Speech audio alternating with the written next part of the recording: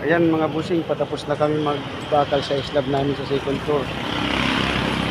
Bale yung pagbakal namin ito ay two-way slab ito. Mayroon kaming extra bottom bar at saka extra top bar. Ayan mga busing. Makikita nyo masinsin siya. Tapos naglagay pa kami ng continuous bar dito sa top bar. Ayan, nagpe-prepare na kami sa mga ihaharang namin na tulda sa sa left side kasi baka madumihan yung bubong ng kapitbahay. Ayan yung mga tao ko.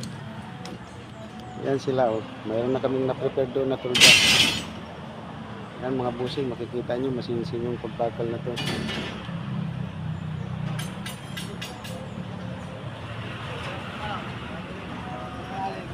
Ayan yung mga tao ko. Bali yung iba nasa baba. Naka-assign sila. Ito si Lander. Oh. Yung dati kong kasama. Ayan yung iba. Oh. Ayan, bali sa Lunes. Siguradong tuloy na ang buhos nito. Kaya piniprepare na namin lahat ito.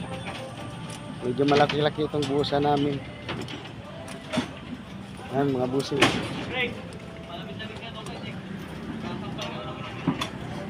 Yan sila.